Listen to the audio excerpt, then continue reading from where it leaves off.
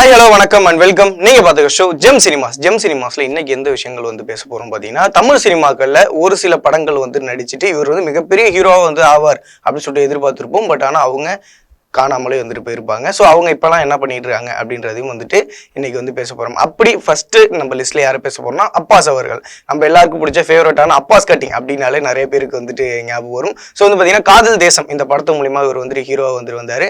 இதுக்கப்புறம் நிறைய படங்கள் பண்ணாரு. அது குறிப்பிட்டு ஒரு சாங் சொல்லணும்னா பல்லாங்குழியில் வட்டம் பார்த்தேன் அந்த சாங்லாம் பார்த்துருப்பீங்க. பயங்கரமா ஸ்னேகா மேமோட சேர்ந்து ஒரு பர்ஃபார்மன்ஸ் பண்ணியிருப்பாரு. ஸோ இவர் மிகப்பெரிய ஒரு ஹீரோவா மாறுவார் அப்படின்னு சொல்லிட்டு எதிர்பார்த்துட்டு இருந்தோம். பட் ஆனால் நிறைய படங்கள் தொடர்ந்து ஒரு 2-3 படங்கள் தோல்வி படங்களா கொடுத்ததுனால அவரோட ட்ராக்கும் வேற மாதிரி மாறினால இப்போ என்ன பண்ணிட்டு இருக்காங்க பார்த்தீங்கன்னா, சுவிட்சர்லாந்துல ஒரு பெட்ரோல் பங்க்ல வேலை பார்த்துட்டு இருக்கதா கொஞ்ச நாளுக்கு முன்னாடி நிறைய சோசியல் மீடியாக்குள்ள இருந்துச்சு. என்னோட அப்பாஸ் பெட்ரோல் பங்க்ல வேலை பார்க்கறாரு அப்படின்னு சொல்லிட்டு கேட்டா, நியூசிலாந்துல இருக்கிற ஒரு பெட்ரோல் பங்க்ல இவர் வேலை பார்த்துருக்காரு. அது சம்பந்தமா ஒரு வீடியோ போட்டிருந்தாரு. அதுல என்ன சொல்லியிருக்காருன்னா, நான் பெட்ரோல் பங்க்ல வேலை பார்த்தேன்னா இப்போ சாஃப்ட்வேர் கம்பெனில வேலை பார்க்குறேன் அப்படின்ற மாதிரி சொல்லியிருக்காரு. அந்த வரிசையில ரெண்டாவதா இருக்கிற ஒரு ஆக்டர் யாருன்னு கேட்டீங்கன்னா, மகேஷ் அவர்கள். அங்காடி தெரு இந்த படம் நிறைய பேர் பார்த்திருப்பீங்க. அங்காடி தெருல இருக்க மகேஷ் அவர் ஃபர்ஸ்ட் எப்படி இந்த படத்துக்குள்ள வந்தாருன்னா, இவர் ஒரு ஸ்போர்ட்ஸ் பிளேயரா இருந்திருக்காரு. அப்போ ஒரு அசிஸ்டன்ட் ஆக்டர் இந்த மாதிரி நான் ஸ்கிரிப்ட் வச்சிருக்கேன்னு சொல்றப்போ இந்த பையன் கரெக்டா இருக்கிறப்போ அப்போ செலக்ட் பண்ணி வந்தவர் தான் இந்த அங்காடி தெரு அப்படின்னு சொல்லிட்டு ஒரு படம். இதுக்கப்புறம் நிறைய படங்கள் பண்ணுவார்னு எதிர்பார்த்தும் அவரும் பண்ணார். பட் ஆனால் அவர் வெற்றிய கூட்டணியோடு சேராம காசு, அதாவது பணம் மட்டும் வேணும் அப்படின்ற ஒரு காரணத்தை சின்ன சின்ன படங்கள் நிறைய பண்ணிட்டு இருந்தாரு.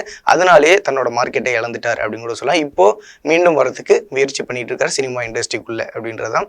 மூணாவதா யாரை பேச போறோம் அப்படின்னு சொல்லிட்டு பாத்தீங்கன்னா, ஜீவன் அப்படின்றது. ஜீவன் யாருன்னு கேட்டீங்கன்னா, நான் அவன் இல்லை அப்படின்னு சொல்லிட்டு அந்த படம் சொன்னாலே நம்ம எல்லாருக்கும் தெரியும். நான் அவன் இல்லை அப்படின்ற படத்துல நடிச்சிருந்தாரு. காக்கா காக்கா இந்த படத்துல மிகப்பெரிய ஒரு வில்லனா பண்ணியிருப்பாரு.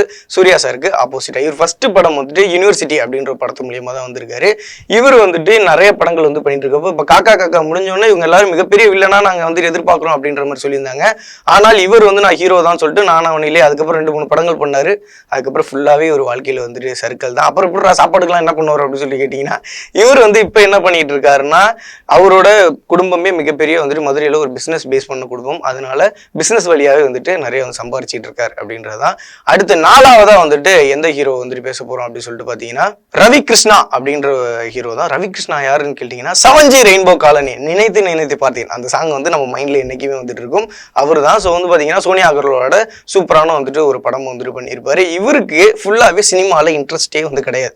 அந்த படத்துலயுமே உங்களுக்கு தெரியும், லைட்டா ஒரு கேரக்டர் இல்லாம கொஞ்சம் அப்படியே இன்ட்ரெஸ்ட் இல்லாம நடிக்கிற மாதிரி தான் அந்த படமே பண்ணியிருப்பார். பட் ஆனால் ஓவராலா படம் வேற லெவலில் ஹிட் ஆனிச்சு. ஆனால் அதுக்கப்புறம் எந்த படங்களுமே பண்ணல. ஏன்னு கேட்டீங்கன்னா, இவர் பண்ண படங்களும் மிகப்பெரிய ஒரு ஹிட் ஆகல. இவருக்கு ஃபுல் அண்ட் ஃபுல் ஒரு டெக்னிக்கல் மைண்டா தான் அவர் படிச்சார். லண்டன்லயே போய் படிச்சிருந்திருக்காரு. அது சம்பந்தமா தான் நம்ம பண்ணணும் அப்படின்றதுனால இப்போ பிசினஸ் மட்டும் பண்ணிக்கிட்டு இருக்காரு. ஆனா இவரு மிகப்பெரிய ஹீரோவா எதிர்பார்த்தாங்க இண்டஸ்ட்ரியில அப்படின்றதான். நம்ம லிஸ்ட்ல லாஸ்டா இருக்கிற ஃபைனல் ஆர்டிஸ்ட் யாருன்னு கேட்டீங்கன்னா, பிரசாந்த் அவர்கள். பிரசாந்த் அப்படின்னு சொல்லிட்டு சொன்னாலே மிகப்பெரிய ஒரு டாப் ஸ்டாரா இருந்தவர் அப்படின்னு சொல்லலாம். ஒரு 4-5 படம் வரிசையா ஹிட்டா கொடுத்தாரு.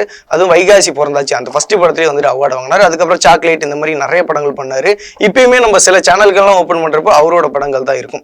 திடீர்னு இவர் எப்படி காணாமல் போனார்னா, அவருக்கு பர்சனலா நிறைய ப்ராப்ளம்லாம் இருந்துச்சு. அதெல்லாம் சரி பண்றதுக்குள்ளேயே சினிமா இண்டஸ்ட்ரியை பத்தி திரும்பி த ரேஸ் அப்படின்ற மாதிரி தான் இருக்கும்.